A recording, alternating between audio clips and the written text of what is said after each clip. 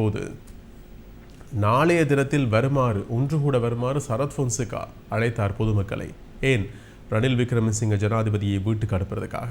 ரணில் ஜனாதிபதி சொன்னார், ரணில் விக்ரமசிங்க என்னை வீட்டுக்கு அனுப்ப என் வீட்டை முதல்ல திருத்தித்தாங்க, என் வீட்டை திருத்தினா தான் நான் வீட்டுக்கு போகலாம், இல்லாட்டி எனக்கு போகிறதுக்கு வீடு இல்லைன்னு சொல்லி நகைச்சுவையாக சொன்னார்.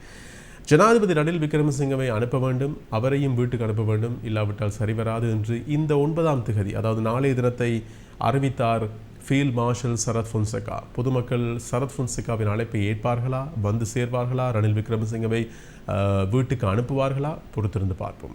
ஆனால் அதுக்கான வாய்ப்பு மிக குறைவாகவே இருக்கிறது. ஏனென்றால் பலம் மிக குறைந்து விட்டது.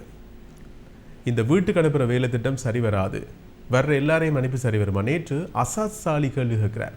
நிறைய நாட்களுக்கு பிறகு இப்போ பகிரங்கமாக வந்து நிறைய கேள்விகளை கேட்க ஆரம்பிச்சிருக்கிறார் அசாத் சாலி. இப்போ நேற்றும் கேட்குறார், இந்த நாளைய 9ஆம் திகதியை ரணில் விக்ரமசிங்க ஜனாதிபதியை வீட்டுக்கு அனுப்புறதுக்காக சரத் பொன்சேகா கூப்பிடுறார் எல்லாரையும் வர சொல்லி.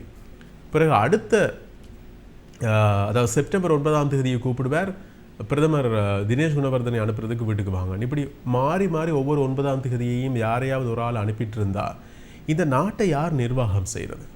இது சரி வருமா?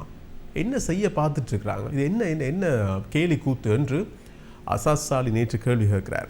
அசாத் சாலி கேள்வி கேட்டது மட்டுமல்ல, இப்போ இந்த சரத் பொன்சேகாவினுடைய அழைப்பு ஒட்டுமொத்த ஐக்கிய மக்கள் சக்தியினுடைய தீர்மானமா என்று பார்த்தால் இல்லையா? அதையும் நேற்று தெளிவாக சொல்கின்றார்கள்.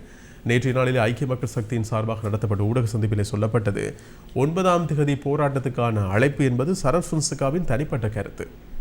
அதற்கும் எஸ்ஜேபி என்று சொல்லப்படுகின்ற ஐக்கிய மக்கள் சக்தி, சஜித் பிரேமதாச தரப்பு, அந்த ஐக்கிய மக்கள் சக்திக்கும் எந்த சம்பந்தமும் கிடையாது. அது அவருடைய தனிப்பட்ட கருத்து. அவருடைய அழைப்பை ஏற்று அவருக்கு ஆதரவு தெரிவிக்கின்றவர்கள் விரும்பினால் வந்து போராடலாம். மற்றபடி நாங்கள் அழைக்கவில்லை, நாங்கள் அப்படியான தீர்மானங்களையும் எடுக்கவில்லை. நாங்கள் இணங்கி செயற்படுவதாகவே இதுவரை தீர்மானித்திருக்கிறோம் என்றே ஐக்கிய மக்கள் சக்தி